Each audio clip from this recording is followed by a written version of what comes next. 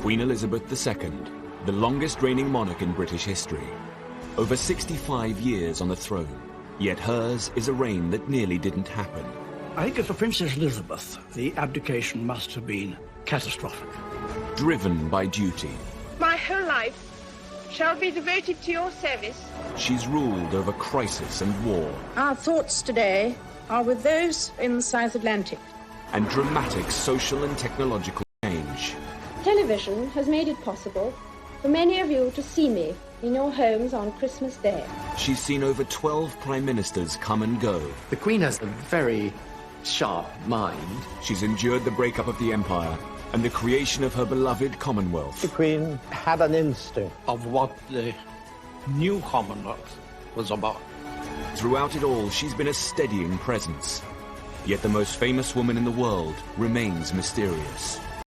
This is the inside story, as told by her closest friends and advisors. I think the Queen is basically a very shy person. She's very humble, actually. She's a wonderful mimic. I mean, she's really, really funny. It's hard to imagine a world without her. She has done her job bloody well. Elizabeth, the wife, the mother, the Queen.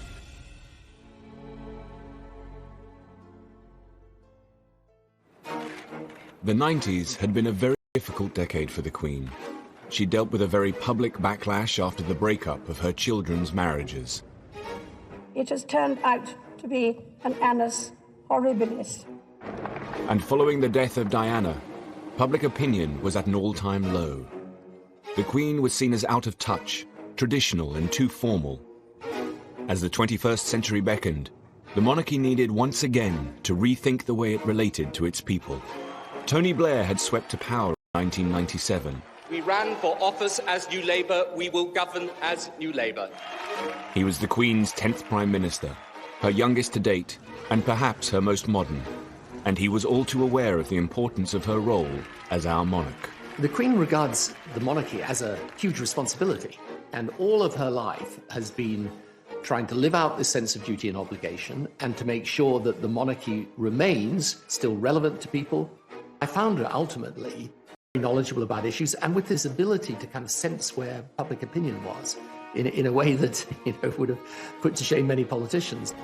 Alistair Campbell was Tony Blair's Director of Communications at the end of the 90s and has written about the Queen. One of the people I interviewed, one of her circle, talked about how important it is to her that she is held in affection. He said the opposite of affection is disaffection, and if you have a public disaffected with the monarchy, you have no monarchy. The new century was a chance for the Queen to rebuild bridges and reconnect with her public. And Tony Blair wanted to help the monarchy do just that. To celebrate the arrival of this century, New Labour built the Millennium Dome and planned a huge New Year's Eve celebration to be televised to millions of viewers. Tony Blair wanted the Queen to be guest of honour and join her people at this significant time. It was obviously a very big moment in history. Yeah, and it was important that she was out there on that evening, I think. The idea was that the Queen and the nation would be entertained by breathtaking acts from all over Britain. There's this wonderful performance that was going on 60 feet above our heads. I had this terrible vision of these people somehow falling from the top of the dome and crushing the royal family, and thinking that this is not a great headline for the world. The Millennium celebrations included a spectacular fireworks display. But inside the dome, Blair's plan was turning into a night the Queen would rather forget. News editor Stuart Purvis was a guest at the dome. You have to remember that the Millennium Night celebration at Greenwich was not a royal production. It was almost a political production, really. And it showed. It was really a bad event. I suspect the Queen thought, this isn't one of my shows, if you like. And she was really not comfortable with the whole thing. As Big Ben struck midnight, the whole dome broke into Auld Lang Syne. This was all a bit weird. Suddenly, it was a kind of family occasion. And what do you do? Well, of course, probably Tony Blair and Cherie, like in our household, they do all this. Well, Scottish household, households, grand Scottish households, they don't do that because the ladies don't want to get all their diamonds and things cluttered up with that, so you hold hands like this. So the Queen and Prince Philip were doing it their way. Tony and Sri were probably thinking, well, how do we do it? And so everyone is feeling a little bit awkward. Her discomfort was palpable to the millions who watched the celebrations on TV. I think Tony was just a little bit conscious of the fact that he's bringing in the new millennium with the Queen, and that's never been done before. So, do you grab her hands and make them cross over? And said, no, I don't think it'd been rehearsed. Well, the whole razzmatazz thing, I don't know. It's sort of... It wasn't as you normally see her. To me, it seemed to be, watching, I thought, they're putting in a rather funny situation. But she has to react, she has to cope with it. Seen kissing the Queen. It was just caught, I think, just for a minute, just giving her a kiss, which one felt at the time, here, I'm here, it's all right. He was reassuring her that he could get through that situation. I thought the Queen was a bit uncomfortable, and I felt really sorry for her, but I mean, frankly, I was a bit uncomfortable. The whole event was very odd, and the whole night passed in a bit of a blur, frankly. But anyway, she put up with it in extremely, good spirits, considering. The event had put the Queen in an undignified position. Her attempts to reconnect and seem less traditional hadn't had the best of starts. At the turn of the century, the Queen was battling negative public feeling. The events at the Millennium Dome had done little to restore her popularity, and it wasn't just a problem at home. Abroad, her unpopularity had been building for some time. In Australia, there were plans to remove her as Queen. Critics speculated that if it could happen down under, then one day it could happen in the UK. In the 1990s, Australian Prime Minister Paul Keating had proposed a republic.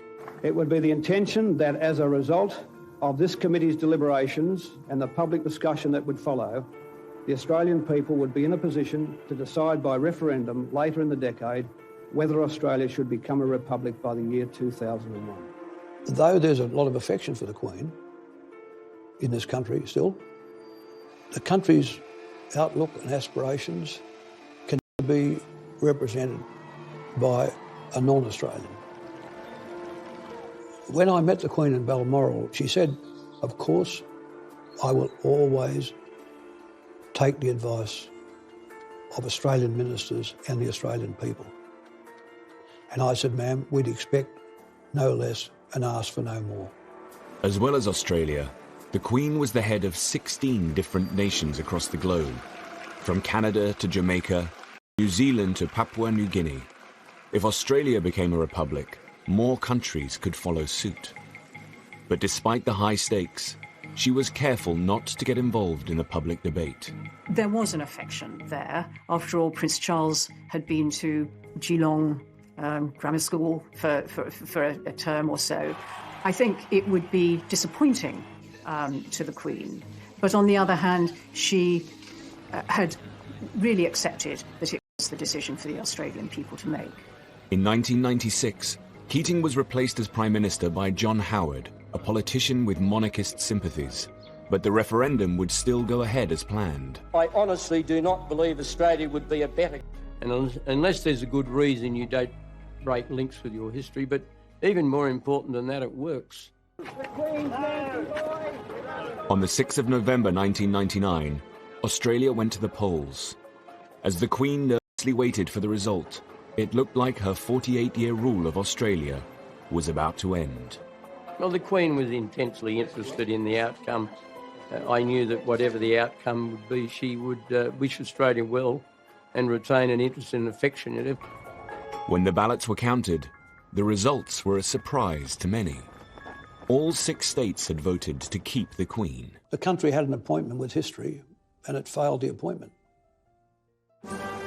Incidentally, the Australian rugby team were in the UK, competing in the World Rugby Cup final in Cardiff. The Queen was there to present the trophy to the winner. I'm told she was very pleased, but by the person who officially conveyed the result. What we didn't know is that the Australians would come to the UK and win the Rugby World Cup, which added a certain piquancy to it, including the Queen presenting the trophy to John Eales, the Australian captain, just after the result of the referendum. As they say in Fleet Street, you couldn't have made that up. The Queen's presence at the Rugby World Cup final was a symbolic moment. For many Australians, it was cause for a double celebration. The Queen had held her own in the country she regarded with fondness. But closer to home, family worries were about to test her in a far more personal way. The Queen's sister, Princess Margaret, had been ill for some time. In 2002, her health took a turn for the worse. Princess Margaret had always been the Queen's glamorous and mischievous sister, and they were devoted to each other.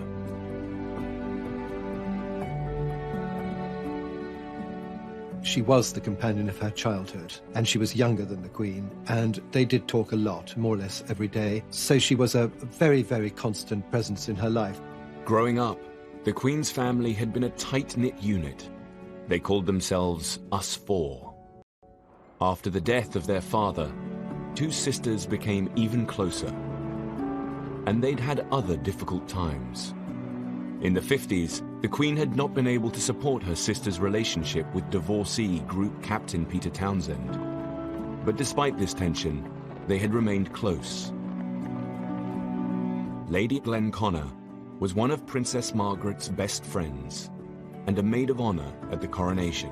Princess Margaret adored the Queen and was always very loyal. I mean, she always talked and was very proud of what the Queen had done and all that. During the breakup of Princess Margaret's marriage to Anthony Armstrong, with her a lot, and she sort of did her best to make it better for Princess Margaret, I think. In February 2002, Princess Margaret died from her third and final stroke. The Queen had lost her only sister. Well, I would imagine she was expecting it, because she had Princess Margaret been ill for a very long time. We're all devoted to her. She was so good to everybody, and I think a lot of people wept a lot. In a way, it was sad, but I was so glad that Princess Margaret, who had suffered so much at the end, and for somebody like that who had been so vivacious and beautiful and enjoying life, to see her in a wheelchair, unable to see, it broke my heart, actually. Princess Margaret's funeral was a relatively low-key affair for a member of the royal family. For the Queen, it was a doubly sad occasion. Princess Margaret's funeral fell on a very painful anniversary. 50 years ago to the day, they had buried her father in the same chapel at Windsor. When Princess Margaret died, and the Queen Mother was still at Sandringham, where she would have probably stayed, but she insisted on coming down to Windsor and taking part in the funeral. A fragile Queen Mother didn't want to be seen by the press. We all sat in front, all the ladies in waiting, together. And it was terribly poignant because the Queen Mother was a wheelchair. And when the coffin went by, she tried to stand up. I think she may have been helped up so that she could be standing when Princess Margaret's coffin went. Princess Margaret was cremated, one of the first members of our family, I think, because she wanted to be buried between her parents. And there was any room, really, for ashes. In the weeks after Princess Margaret's death, the Queen Mother's health continued to deteriorate. The Queen had obviously been worried about the Queen Mother for some time because the Queen Mother was an enormous age and was appearing in public very regularly. The Queen would obviously be worried that she was going to fall over or something, which luckily she never did. I think the Queen Mother had been ill for some time, and she had some trouble with her lungs, I think. Constant coughing and that sort of thing. But it was all kept fairly low-key, they didn't talk about it much. And she was, after all, in her 102nd year, I think. Wonderful. The Queen Mother had been the Queen's rock throughout her 50-year reign. I think hardly a day went by without communication between them, either visit or telephone call. And when the Queen was overseas, she wrote a series of letters every day back to her mother. I mean, the Queen Mother had a lot of adulation from the public, and people got a lot of her mother's qualities in her, the Queen.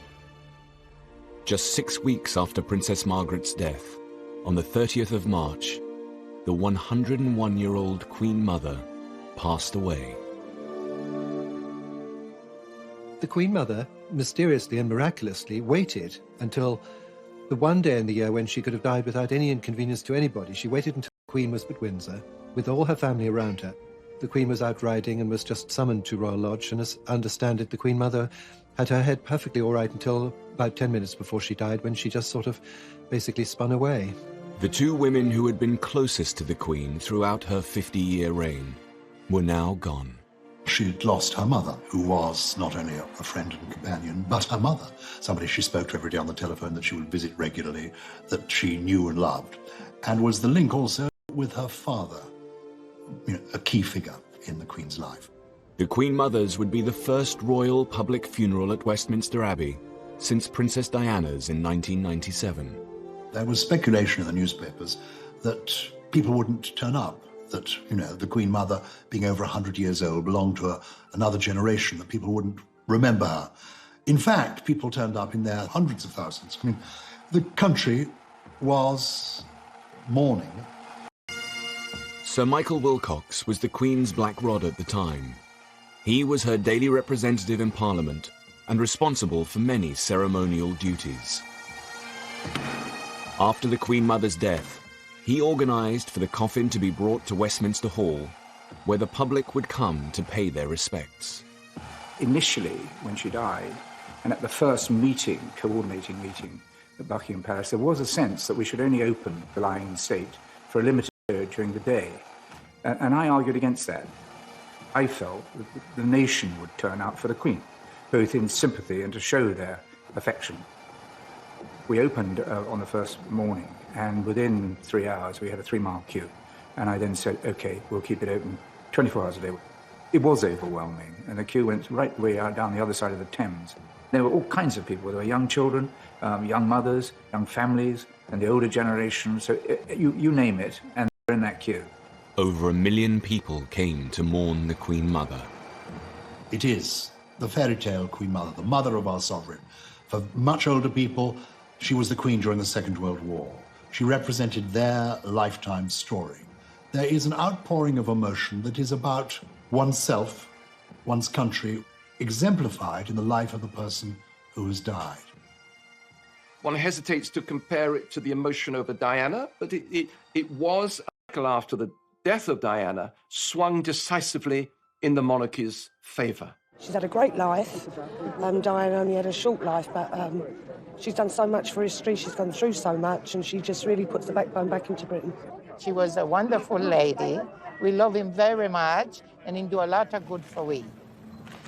As the Queen left Westminster Hall, the crowd reacted in a surprising way. It would be a transformative moment as the public now began to support the Queen. There was this very polite, very discreet clapping, which was almost symbolising the transference of affection from one great matriarch to another, and I know that the Queen was very touched by that. On the eve of the funeral, the Queen addressed the nation. Ever since my beloved mother died over a week ago, I have been deeply moved by the outpouring of affection which has accompanied her death. But the extent of the tribute that huge numbers of you have paid my mother in the last few days has been overwhelming. I thank you for the support you are giving me and my family as we come to terms with her death and the void she has left in our midst. It must have changed her life enormously to lose her mother and her sister within a few months of each other like that. It must have been very traumatic for her, very sad. I think she missed them a lot. I mean, suddenly she lost her two best friends, really. After the service at Westminster Abbey, the Queen Mother's coffin was taken to Windsor Castle, its final resting place, alongside her husband and daughter, Princess Margaret. I think with the death of the Queen Mother, there was a subtle change in the role of the Queen. Now, the Queen was the oldest member of the family. She was the matriarch. She, as it were, was moving into the Queen Victoria role. She was the senior member of world royalty. And some people say that that almost freed her, that she seemed to relax a bit. Well, Martin Charteris, who I think was her best private secretary, always used to say, wait and see what happens when the Queen Mother dies. Because I think with any parent, somehow they're always looking over your shoulder. And suddenly, she did blossom. There's no question about it. These deaths would herald a new era in the Queen's reign. At the turn of the century, the Queen had lost two the most important people in her life, her sister Princess Margaret and the Queen Mother. Despite the public's sympathy for the Queen, the sovereign still had a problem with her image. She needed a new way to connect to her people and show that she was in touch. She and her senior advisors had created a working party to develop a new strategy. They called it the Way Ahead Group. She, not just the Queen, every single member of the inner royal family came to the Way Ahead Group and private secretaries. The meetings were sometimes a bit chaotic. I recall that the Queen had a bit of a tendency to chat to whoever was sitting next to her rather than paying full attention to the proceedings. The Duke of Edinburgh had to sort of call people to order from time to time. One of the issues the group looked at was the itinerary for the Queen's public engagements. The Way Ahead Group suggested that she made her visits edgier and more inclusive. We needed to look at the way the royal programme was made up and modernise it a bit and make sure that the monarchy reflected society more accurately. I mean, there were lots of visits around the home counties because of the proximity of Windsor and Buckingham Palace. Should there be a greater geographical spread, making sure that, different parts of the country saw all this happening. When she visited industry, she tended to go to factories when actually the way the economy had moved was that there were far more service companies. For instance, in the entertainment sector, it's easier to get a little bit stuck in your ways. This was a deliberate attempt to just nudge things forward a bit. The Queen is very pragmatic. She's willing to look at the pros and cons of an argument and then go for something that's, the modern way of doing things. That's another feature of her character. 2002 would be the Queen's Golden Jubilee year, marking 50 years on the throne. But had the Queen done enough to reach out to her people? Had the Way Ahead Group's planning been successful? I remember the Silver Jubilee of 1977, and what a huge event it was, how exciting it was, the street parties. And then as we came up to the Golden Jubilee, 25 years later, 50 years of Elizabeth II on the throne, I sensed, oh goodness, it's not going to be as big an event. Somehow this last decade has been too troubled for the royal family. It's going to be a bit muted. And I think there was apprehension within Buckingham Palace as well. Critics questioned whether the general public would organise any events at all to celebrate 50 years on the throne. In 2001, the palace website included a snooker tournament and a tree planting as some of the few events being planned.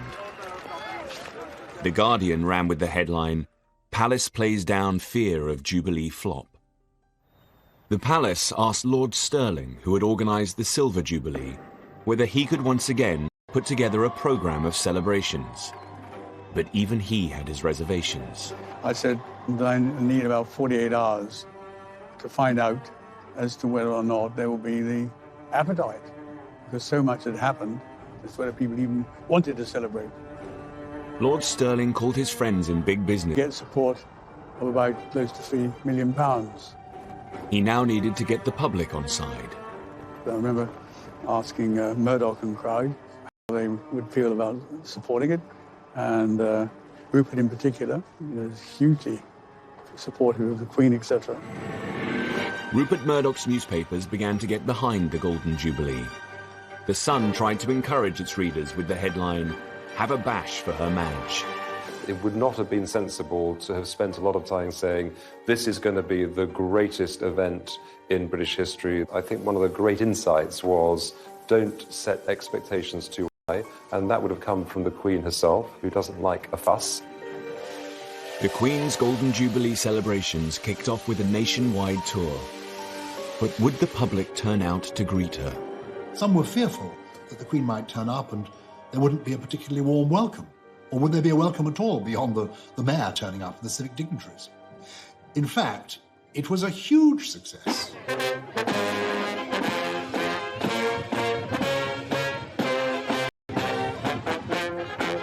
I was privileged to be part of the tour, to go on some of these visits.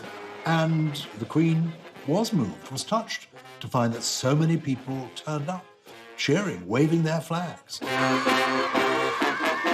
And from people being apprehensive about it, it turned into a huge triumph.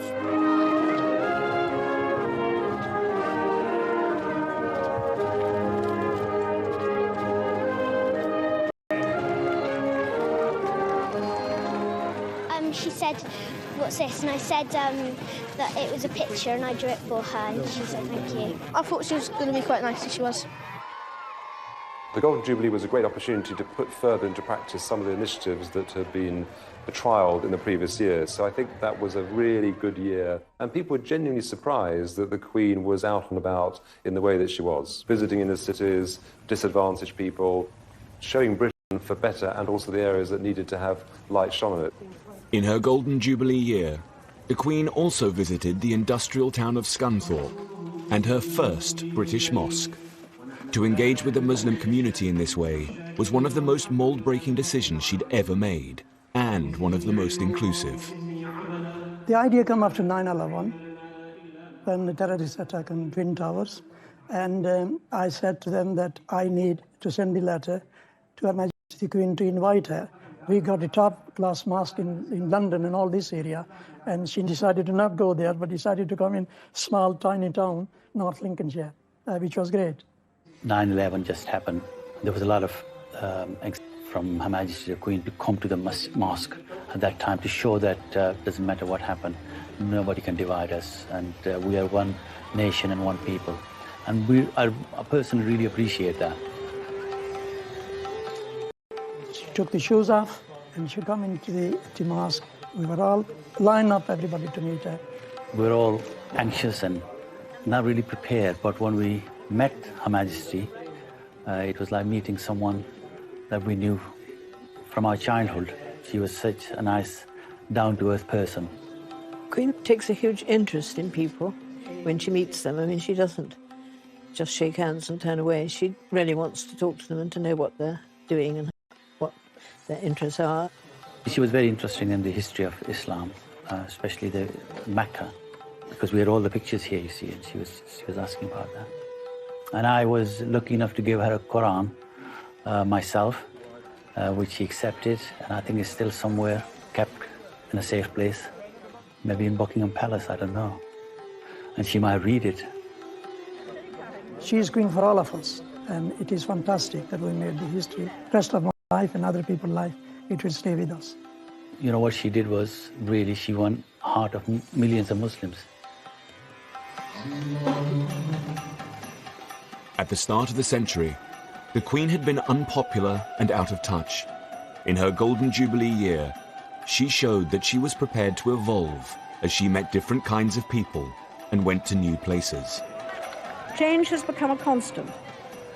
Managing it has become an expanding discipline. The way we embrace it defines our future.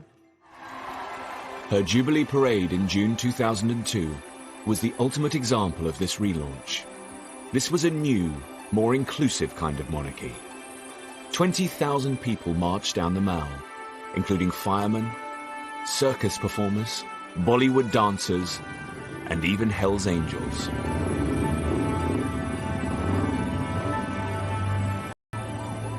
How far have you come to be here today? How far is Australia? 10,000 miles? Oh, well, I'm a true royalist. I just think it's wonderful. The whole world seemed to have come out to celebrate with her. As the highlight of the celebrations, the Jubilee organisers planned 2 huge concerts at Buckingham Palace, one classical, one pop. 3 years earlier, the Queen had been the guest of honour for the New Year's Eve celebrations at the Millennium Dome, which had left her feeling uncomfortable. The Jubilee concerts were her opportunity to show the world that she could be less traditional, less stiff, an event to take place in its grounds. I had the pleasure of an audience with the Queen to bring her up to date as what was transpiring, and it was in her private office with one of the great bay windows at the back of the palace. And then I mentioned about the various events, and in particular, the concerts were going to take place at the palace. And she said, "Oh, yes, you must come." And come. So we went, and she took me over to the window. And of course, outside, they've got all the bulldozers and scaffolding and goodness knows what else. And she said, "Look what they're doing to my garden." It wasn't just the great and the good that were invited. The general public would get a chance to attend the party at the palace. 2 million people entered the ballot for golden tickets. Having these major events in the palace itself, I think, was a brilliant idea. As it sort of draw people into it as against having them mislead. The pop party at the palace lasted for 3 hours.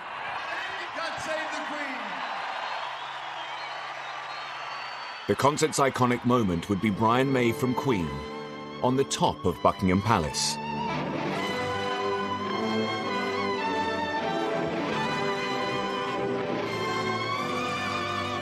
The Queen had heard her national anthem many times, but not quite like this. I think, British people are always up for a party, and I think perhaps most importantly, that actually, given the opportunity to say thank you to their sovereign, the British people will take that opportunity and they will say thank you, and that's what I think was symbolised in those events. The Queen didn't expect much of the Golden Jubilee, but perhaps with the Golden Jubilee we see the beginning of a more self-confident monarch emerging. It's her millennium, it's her turning of the clock and moving into a new, very relaxed, very happy age. The Golden Jubilee had put the Queen back on top, but there was still a problem that she needed to resolve. At the classical concert, a few rows back from Prince Charles, was his longtime mistress, Camilla Parker Bowles. This was her first public appearance in the presence of the Queen. For the Queen to truly put the difficulties of the past decade behind her, Camilla's status in the royal family needed to be dealt with once and for all.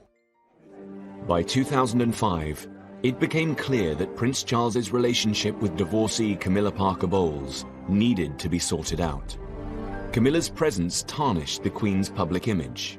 Divorce from the early years has been the bugbear of the Queen's reign, from the abdication through Margaret and then up to Charles and Diana. It manifested itself still as an issue when it came to the remarriage of these two divorced persons, Charles and Camilla. But there was this extra for the breakup of the marriage and the tragedy of Diana. By the time of the Jubilee, Camilla was living with the Prince at Highgrove. He had always made it absolutely clear that she was a non-negotiable part of his life. So you have a situation where the Prince of Wales is basically, if I can put it like this, living with his mistress. And that's not very satisfactory, because one day he becomes head of the Church of England. She was a divorcee. He had also been divorced, but his first wife was dead. In an attempt to introduce a more positive image of Camilla, Prince Charles ran a carefully planned public relations campaign. The Camilla problem needed to be settled before his succession to the throne.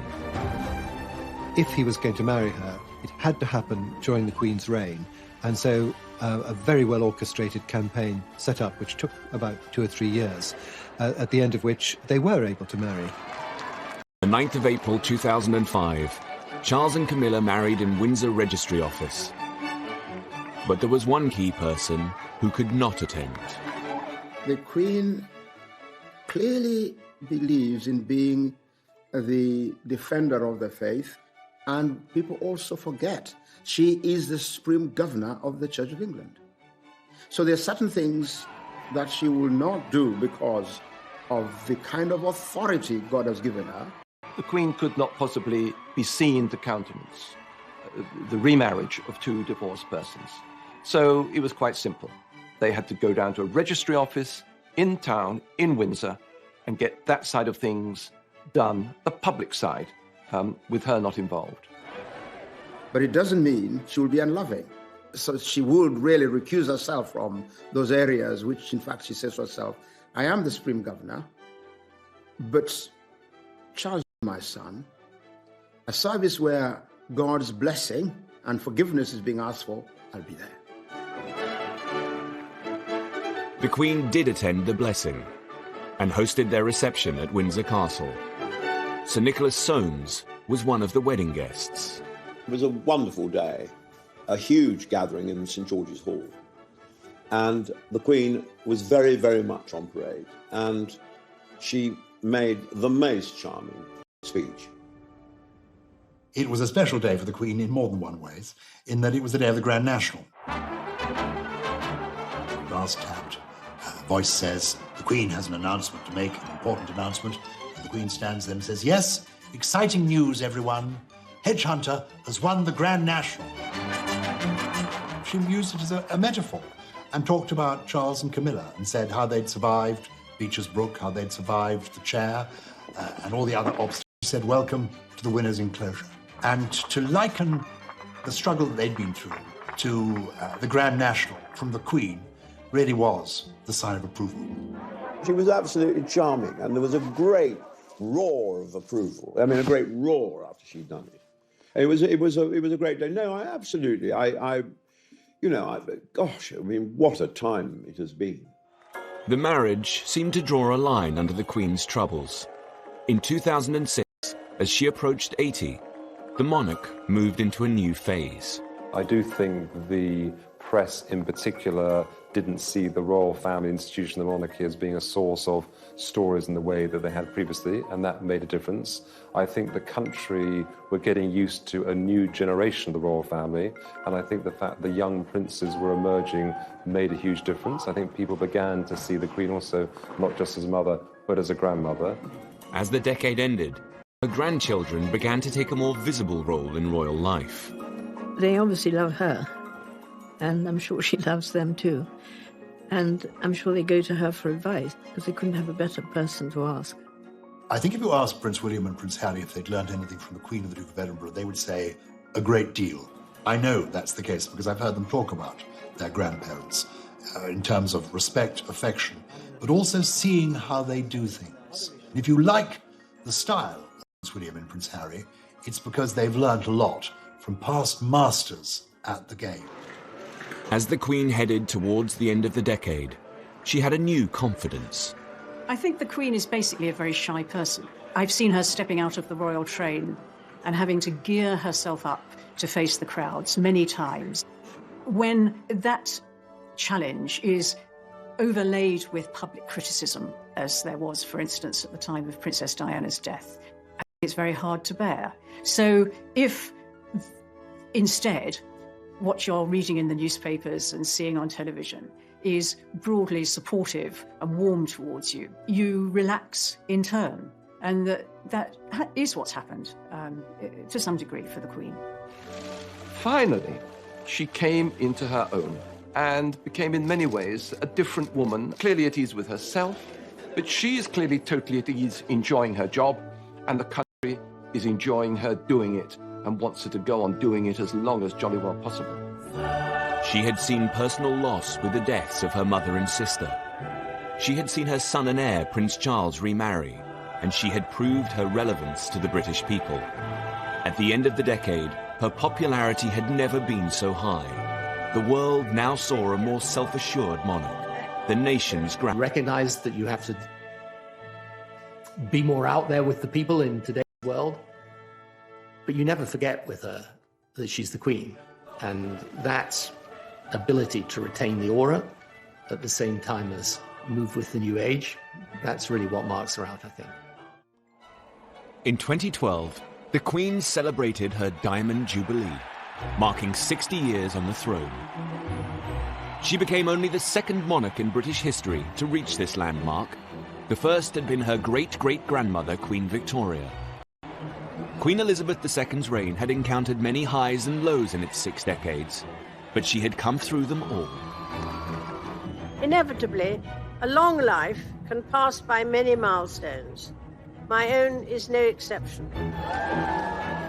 As the Queen moved into her 90s, the decade would test her strength, wisdom, and moral leadership. But in 2012, the UK prepared to celebrate the Queen's Jubilee and thank her for her years of service. By the time of the Diamond Jubilee, the Queen had had a bit of practice at Jubilees. They didn't worry her so much anymore. She had entered this more serene, less controversial aspect of her reign.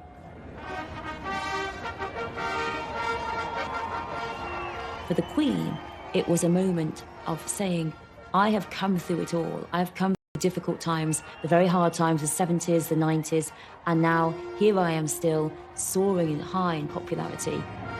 To mark her Diamond Jubilee, Britain would hold year-long celebrations. The highlight was a River Thames pageant, harking back to the golden era of Elizabeth I.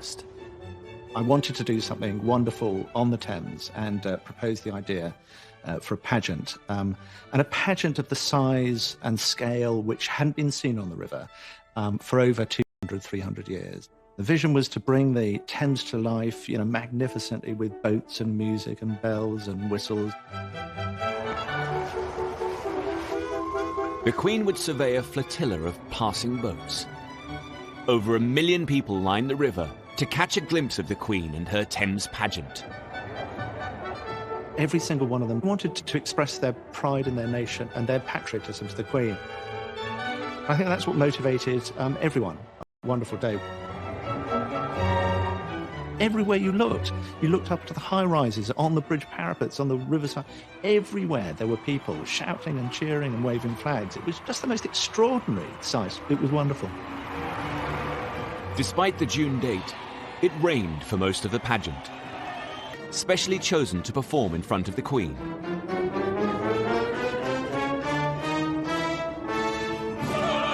One of the singers was Monica McGee.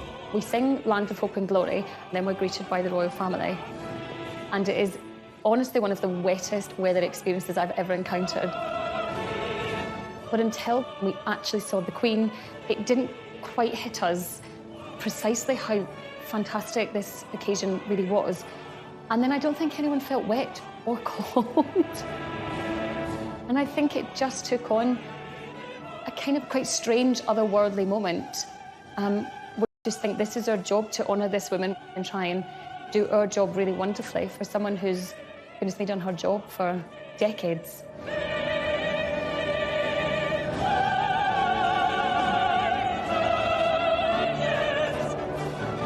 And I'll always remember the image of the singers with mascara running in the rain. I never imagined it like that in the 3 years of planning, that's the way it would turn out. But it was wonderful in the way it was completed. There was also, I think, a feeling of poignancy on her part and on the part of those who were there, that this could well be the last time. That the idea that maybe one day, before too long, we won't be saying, God save the Queen anymore, added something to that occasion.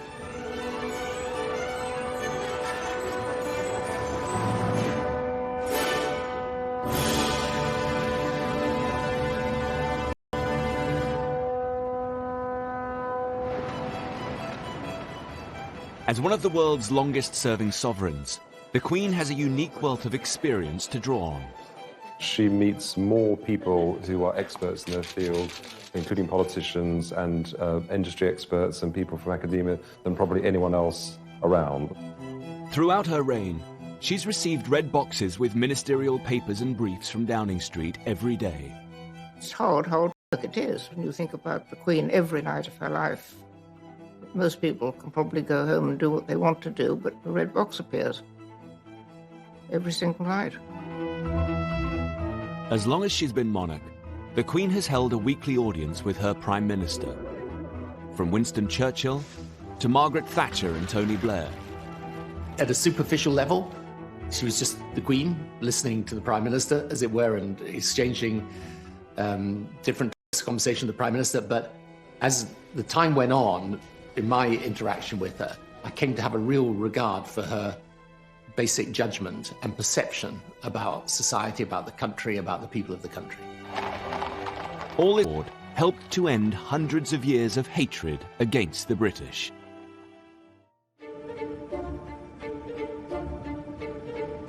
The Queen is the world's most travelled monarch. She has officially visited over 120 countries.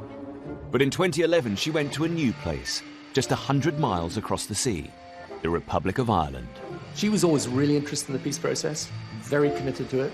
One of the few conversations where she literally picked up the phone and you held the phone, as they said, it's the Queen on the phone, was after the Northern Ireland peace agreement.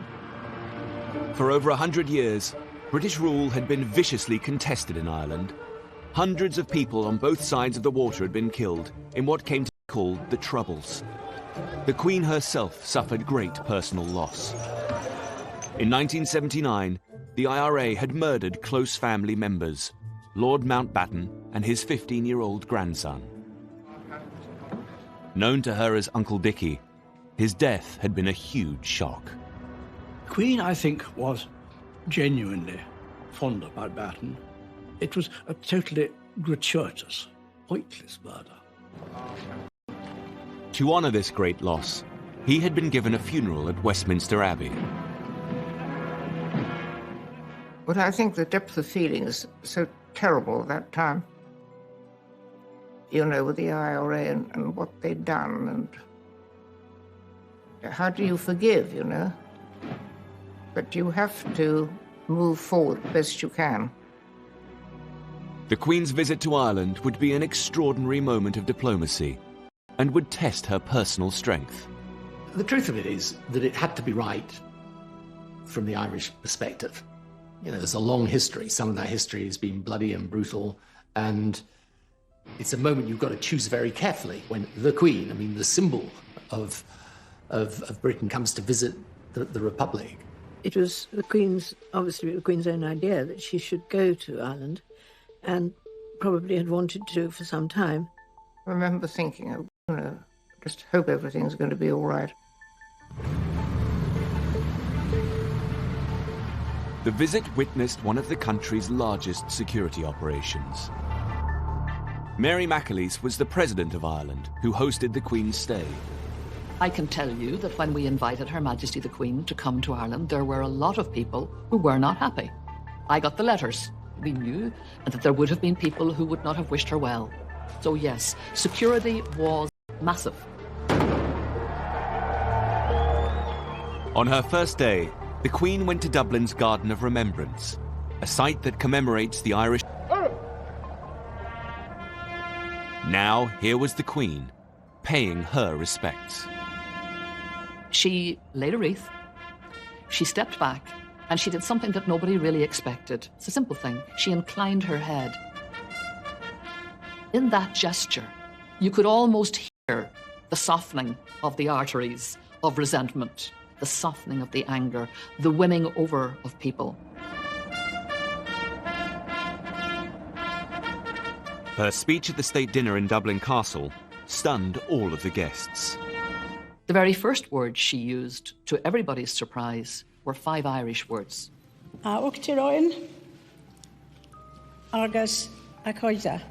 President and friends. My reaction just was wow. And I was watching right around the audience where everybody else was saying, you know, wow. The saying of that in the Irish language went deep into the hearts of people because for generations, the British establishment had tried to obliterate this ancient language and had come very close to doing so. The speech continued in a very personal tone. Through the history, our islands have experienced more than their fair share of heartache, turbulence and loss. These events have touched us all, many of us personally, and are a painful legacy. We knew that she was talking obviously about Lord Mountbatten. We could feel this was a human being whose hurt and pain was real, happened in our time, happened as a result of our historic enmity. The entire trip took some very bold and risky decisions. On the second day, the Queen visited Croke Park, the spiritual home of Gaelic sports. But it was more than a sporting venue. In 1920, this was the site of the first Bloody Sunday. In 1920, in the middle of a match, British forces went through the gates in tanks. They opened fire on players and on spectators and killed a lot of people and maimed more.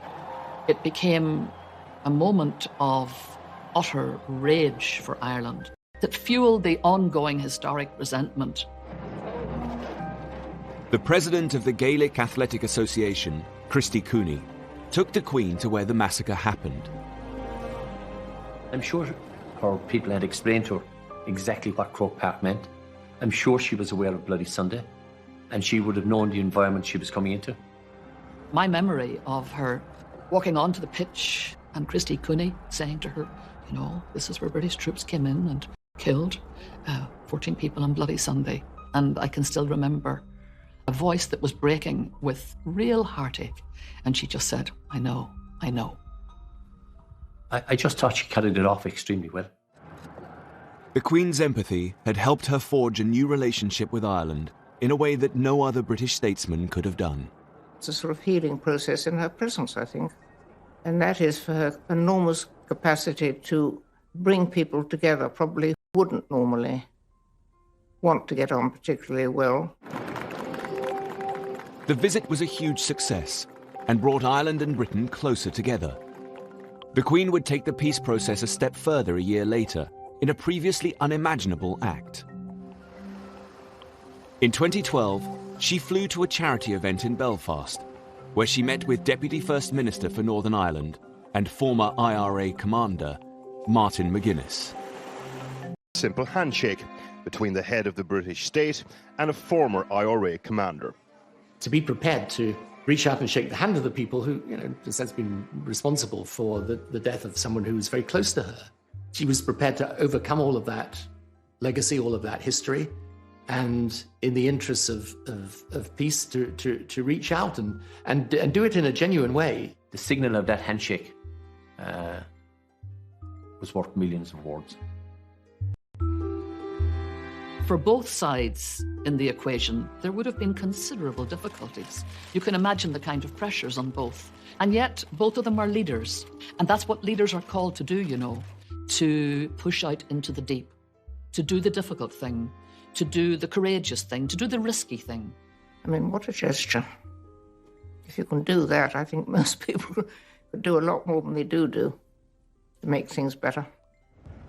As head of state, the Queen has built bridges in ways that no politician could have done. Back at home, her responsibility in this role is one that she's had to carefully navigate over the years. The Queen must be above politics, but she is a crucial cog in our constitution. Not only does she officially open Parliament, she is still the only person who has the power to appoint a Prime Minister. She's a person who has to be satisfied that the Prime Minister has a sound majority and a basis for exercising power. In 2010, Labour Prime Minister Gordon Brown called a general election. The polls showed that there may not be a clear winner, which would leave the Queen in an unprecedented scenario about who to appoint as Prime Minister. I was working in Number 10 at the time as the Prime Minister's official spokesman, and it was pretty clear in the run-up to that election that it was either going to be a hung parliament or a coalition government, so we could actually work out what would happen. As a result, the Queen's advisers came up with a set of written guidelines, for the first time defining what part she should play.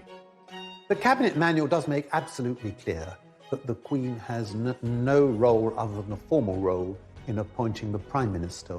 She has no discretion in those areas. In the event, Labour lost their majority, but the Conservatives didn't have enough seats to form a government.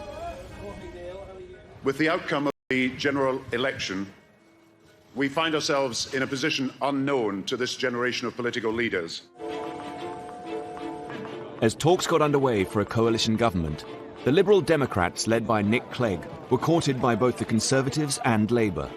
But these discussions would take time. The Queen remained at Windsor Castle for the 5 days of the coalition negotiations, so that no one could accuse her of intervening in the process. I was in the Prime Minister's study when he called Nick Clegg on the Tuesday afternoon and said, "Nick, I can't wait any longer, nor can the Queen. I need your answer." And Nick Clegg then had to make the decision that he would go into coalition with the Conservative Party. I've informed the Queen's private secretary that it's my intention to tender my resignation to the Queen. I shall advise her to invite the Leader of the Opposition to seek to form a government.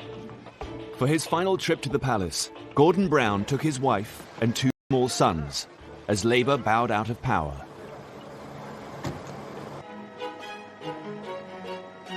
The Queen's private secretary could now call David Cameron to the palace. He would become her 12th Prime Minister and her youngest to date. She has understood the role of the Crown in the British Constitution so that our political system can work. And she makes it work by not interfering. The Queen has been driven throughout her long reign by commitment to public duties. But it's her personal passions that reveal the most about her. The Queen's long reign has presented her with many challenges. But one passion that's never waned is her love of horses. The Queen is not only very keen on horses, but is also one of the great horse experts we've got in this country. And I'm sure for Her Majesty the Queen, who has been involved with horses for all her life, she finds them a great way to relax and to reflect. Oh, I think the Queen is happy because though she's driven by duty, sustained by faith, she has her passion in life, her dogs and her horses, and they do keep her happy. As the Duke of Edinburgh has said, if it doesn't fire to eat hay, she isn't interested. Ian Balding was one of the Queen's horse trainers for nearly 40 years. There is a special relationship between the Queen and her trainers. You'll ring Buckingham Palace and I'll say, it's Mr. Ian Balding speaking, could I speak to Her Majesty, please? Yes, one moment, sir. And 5 seconds later, you're through to the Queen, you know, which is pretty remarkable.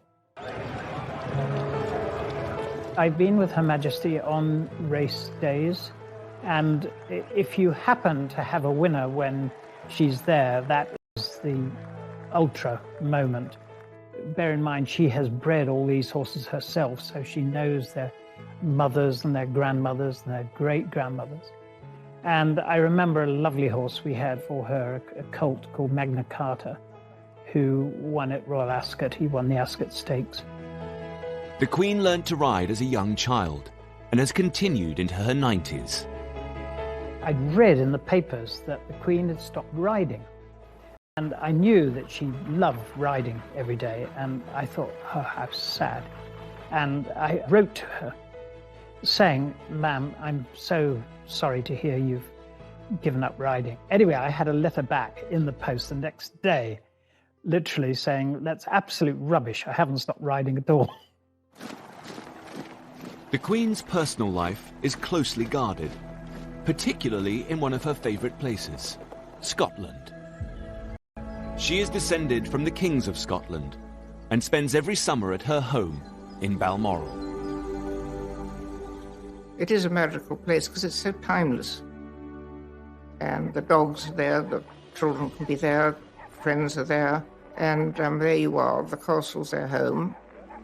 Well, Balmoral is a very relaxed place, and I think the Queen feels relaxed when she's there. We were picnicking on the shores of Loch Mick, which is about 8 miles from the castle, and a party of youngsters appeared, and they all had a sort of sideways look as they passed. And then one of the young ladies came back, plainly a Londoner, and looking at the Queen, she said, "They tell me you're the Queen." And she said, "Well, I am." "What are you doing here then?" She said, "I live here." She loves being a Scottish country lady, but this is always in the context of Scotland as part of the British family. In 2014, there was a real danger that Scotland was going to leave the Queen's beloved British family when Prime Minister David Cameron agreed to call a referendum on Scottish independence. The ballot was to be held in September. She's in Balmoral in a referendum campaign. In early 2014, the campaign to leave had been trailing in the polls. But by the time the Queen came to Balmoral for her summer break, the Scottish nationalists had narrowed the lead. In the last couple of weeks, the Yes campaign and the No campaign were effectively neck and neck. There is a real sense of emergency taking hold in London, and a sense too that the Queen actually could be the ace for the UK campaign, that she's the person that's actually going to have to intervene to make absolutely certain that they were going to win the No vote. Despite all of her instincts to stay out of the race, despite all of her instincts that it's not constitutionally proper, there is an immense amount of pressure being brought to bear on her. Just 4 days before the referendum, the Queen made an unprecedented comment.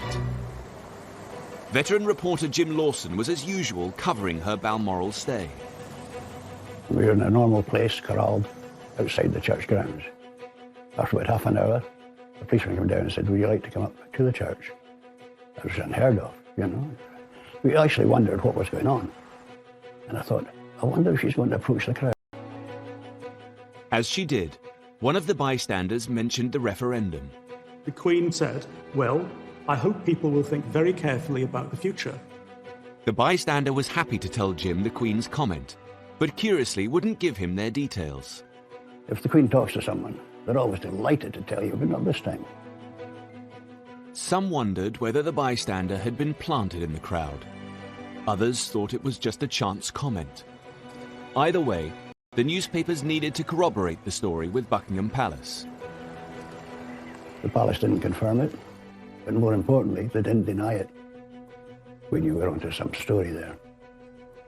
Now, if you translate that to you're standing on the edge of the cliff and the Queen says to you, think very carefully about what you're about to do, she's not advising you to jump, is she?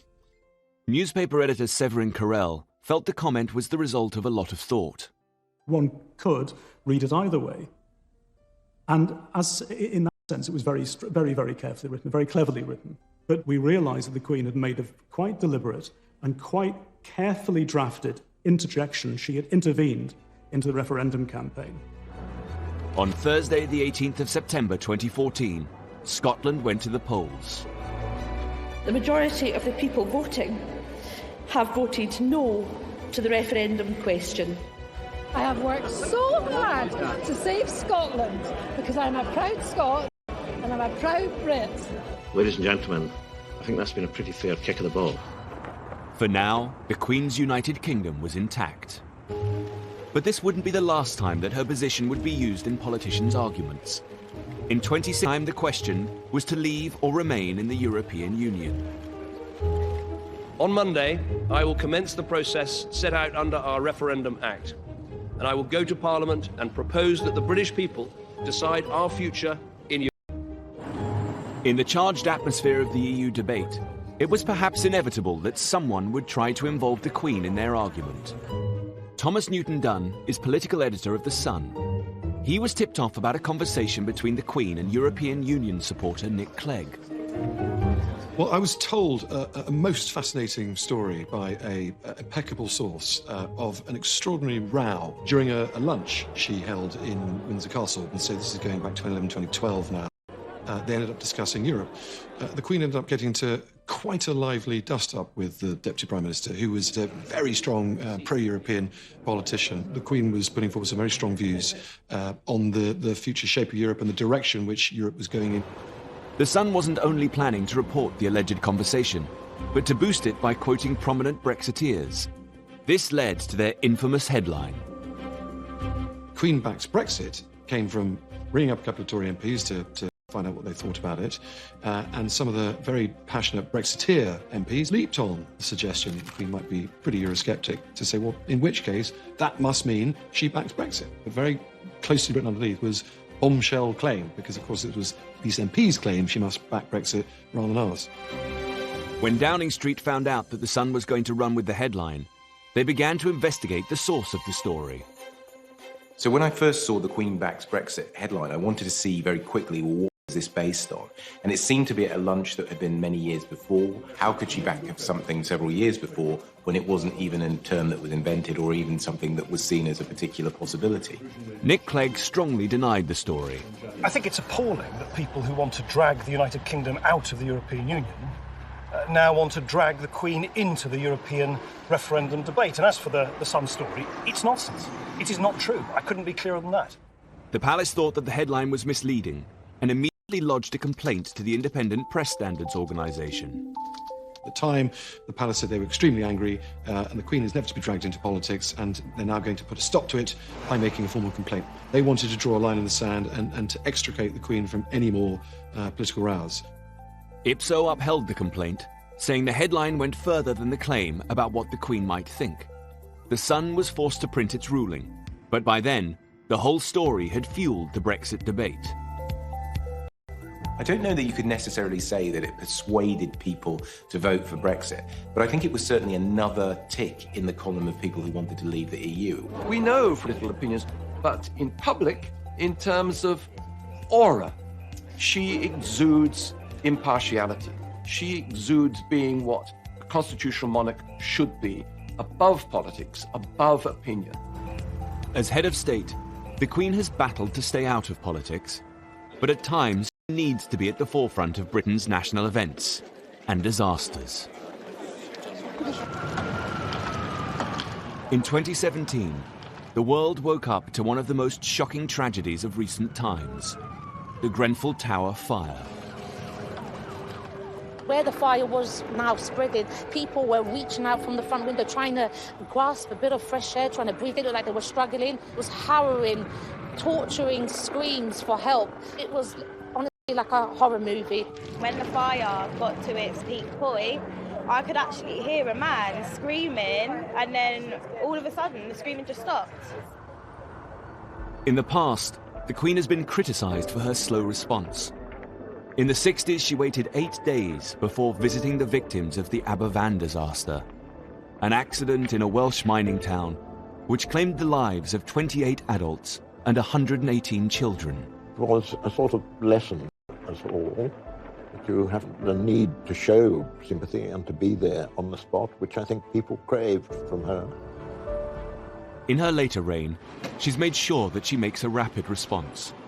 Just 48 hours after the Grenfell Tower disaster, the Queen came to see the relief effort. One of the first charities to help at Grenfell was the British Red Cross. Mike Adamson is their chief executive. I think the visit of the Queen showed that the nation stood in solidarity with the community at Grenfell, and that community had not been forgotten, and people wanted to express their empathy for the experience that they had had. And the Queen, I think, has a unique ability to do that because of the way in which she conducts herself with such dignity and a sort of quiet, caring approach. And she went immediately to greet people, to say hello and how are you? And this was a big event affecting a lot of people in our country.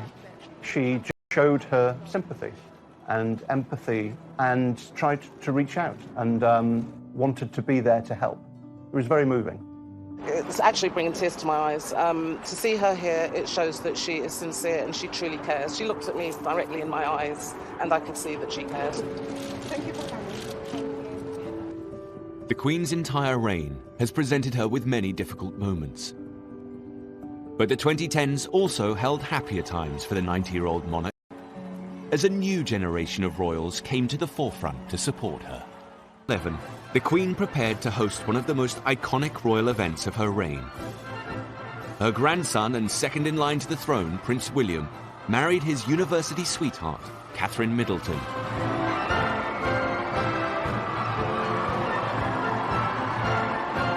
It was a significant moment for the Queen's succession. The media are terribly excited about a wedding. The transparent happiness of the young couple just permeated right through the occasion. And that must have absolutely delighted the Queen. Marriage is vital to the royal family. It's about stability. It's the fact that you're going to continue down the generations. It's all about passing on the genes.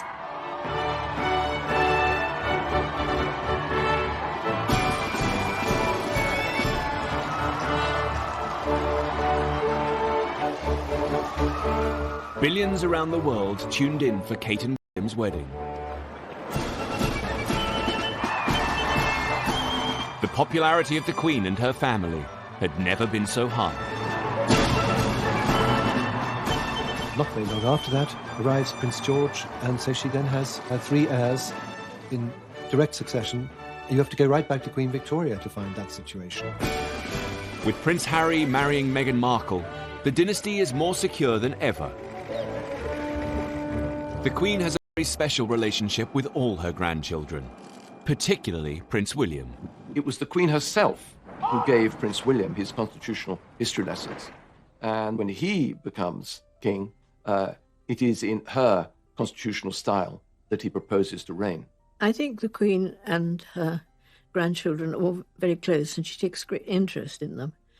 And they're getting to the age now when they want to help. But it always makes me cross that people concentrate so much on Prince William and forget the fact that he's not the heir to the throne, Prince of Wales is. Prince Charles's style is in stark contrast to his mother. While she tries to remain politically neutral, her son has always made his views very clear. Prince Charles consciously set out to take advantage of the relative constitutional freedom that a Prince of Wales has, as opposed to the monarch, to push the causes that he believes in. Therefore, he has felt it totally within his remit to write letters lobbying unashamedly prime ministers, ministers, members of the Church of England, bishops, to get his point of view across. He didn't write me that many letters, but when he did, they were perfectly sensible things. I mean, and they were much more in the sense of saying, look, I've been talking to people, for example, about countryside issues, or they might be about defense questions, and certainly around issues to do with climate change, the environment, and so on. he seems to have proclaimed that this is going to continue once he becomes king. And he believes he can rule in a different constitutional style from his mother. He will do very well. But, you know, I think that's all in the future. But I don't think one wants to be under any delusion of the fact that this will be a great task. As the Queen continues into her 90s, Prince Charles has begun to take on more of his mother's responsibilities. On Remembrance Sunday 2017, he laid the wreath at the cenotaph. As head of the armed forces, it's one of the Queen's most symbolic duties and points to a changing of the guard. One of the Queen's most important legacies will also be the Commonwealth. In an era that might otherwise have seen the disappearance of things monarchical, she brought it into the 21st century. You can't quantify it. She really has been part of the invisible glue holding it together. And the Commonwealth, in turn, has valued her energy, her commitment, her good humour, and her enjoyment of it enormously. Thank you, Mr. Prime Minister of Canada, for making me feel so old. In 2018, there was confirmation that Prince Charles will succeed the Queen as head of the Commonwealth. It was the latest in a series of landmark events for the royal family in just a few years. In July 2013, Prince George was born to the Duke and Duchess of Cambridge. For the first time since the reign of Queen Victoria, there was a monarch and 3 generations of direct successors to the throne: Prince Charles, Prince William, and Prince George. Suddenly you have this wonderful 4-tier royal family, because there's the Queen and Prince Philip still very much out and about and operating. You have Prince Charles doing his own thing with Camilla, and you have the Duke and Duchess of Cambridge, what I think of as slightly more informal, younger, you know, the open shirt, if you like, attitude to royalty. However, just a few years later, Prince Philip decided he could no longer be out and about and announced his retirement from public duty.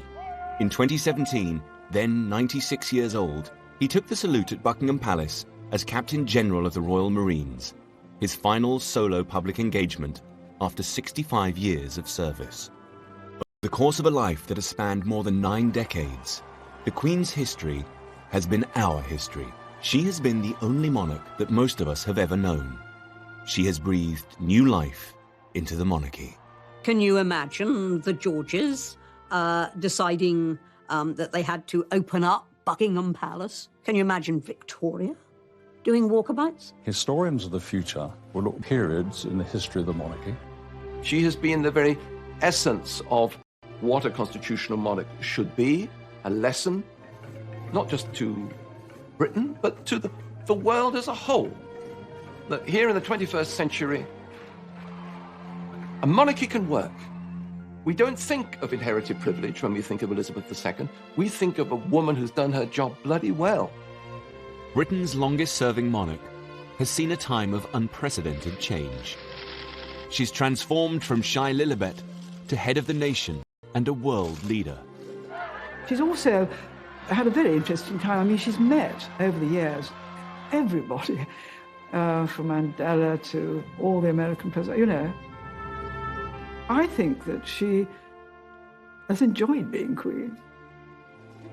We've lived through the most extraordinary times, of enormous change, but we've had this thread of total stability with the Queen and Prince Philip. They're, you know, the rocks in a very stormy sea. Anybody who's had the privilege of meeting the Queen will know that it's one of those life-defining moments. She's absolutely lovely. There's a wonderful blue twinkle to her. She's got a very dry sense of humour. I can't think of anybody who I know who's met her and who has not been completely blown away by the experience. She is the sovereign, and has been for a very long time. And to her, that's her life and her dedication. And she's never let us down, and she's not going to. I met the Queen first when I was 12 years old, and I have never, ever come away from a meeting with her that one doesn't feel that you are in the presence of someone truly exceptional. They will be very, very big shoes to fill. Very big shoes.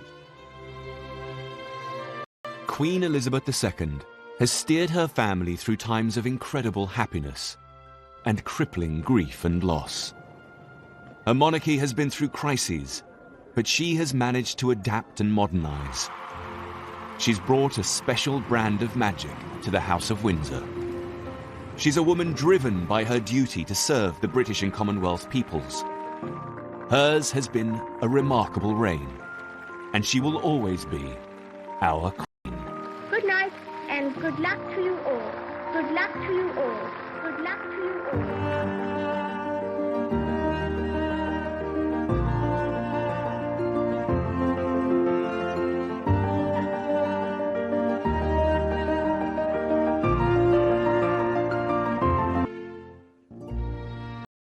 Thinking that this is not a great headline for the world.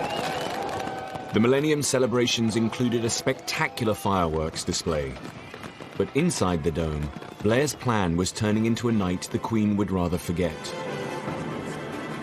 News editor Stuart Purvis was a guest at the dome. You have to remember that the Millennium Night celebration at Greenwich was not a royal production. It was almost a political production, really. And it showed. It was really a bad event. I suspect the Queen thought, this isn't one of my shows, if you like. And she was really not comfortable with the whole thing. As Big Ben struck midnight, the whole dome broke into Auld Lang Syne. This was all a bit weird. Suddenly, it was a kind of family occasion. And what do you do? Well, of course, probably Tony Blair and Cherie, like in our household, they shake out, they do all this. Well, Scottish households, grand Scottish households, they don't do that because the ladies don't want to get all their diamonds and things cluttered up with that, so you hold hands like this. So the Queen and Prince Philip were doing it their way. Tony and Cherie were probably thinking, well, how do we do it? And so everyone is feeling a little bit awkward. Her discomfort was palpable to the millions who watched the celebrations on TV. I think Tony was just a little bit conscious of the fact that he's bringing in the new millennium with the Queen, and that's never been done before. Said, do you grab her hands and make them cross over? And said, no, I don't think it'd been rehearsed. Well, the whole razzmatazz of the thing, I don't know. It's sort of... It wasn't as you normally see her. To me, it seemed to be, watching, I thought, they're putting in a rather funny situation. But she has to react, she has to cope with it. Seen kissing the Queen. It was just caught, I think, just for a minute, just giving her a kiss, which one felt at the time, here, I'm here, it's all right. He was reassuring her that she could get through that situation. I thought the Queen was a bit uncomfortable, and I felt really sorry for her, but I mean, frankly, I was a bit uncomfortable. The whole event was very odd, and the whole night passed in a bit of a blur, frankly. But anyway, she put up with it in extremely, good spirits, considering. The event had put the Queen in an undignified position. Her attempts to reconnect and seem less traditional hadn't had the best of starts. At the turn of the century, the Queen was battling negative public feeling. The events It was a doubly sad occasion. Princess Margaret's funeral fell on a very painful anniversary. 50 years ago to the day, they had buried her father in the same chapel at Windsor. When Princess Margaret died, and the Queen Mother was still at Sandringham, where she would have probably stayed, but she insisted on coming down to Windsor and taking part in the funeral. A fragile Queen Mother didn't want to be seen by the press. We all sat in front, all the ladies in waiting, together. And it was terribly poignant because the Queen Mother was a wheelchair. And when the coffin went by, she tried to stand up. I think she may have been helped up so that she could be standing when Princess Margaret's coffin went. Princess Margaret was cremated, one of the first members of our family, I think, because she wanted to be buried between her parents. And there was any room, really, for ashes. In the weeks after Princess Margaret's death, the Queen Mother's health continued to deteriorate. The Queen obviously had been worried about the Queen Mother for some time because the Queen Mother was an enormous age and was appearing in public very regularly. The Queen would obviously be worried that she was going to fall over or something, which luckily she never did. I think the Queen Mother had been ill for some time, and she had some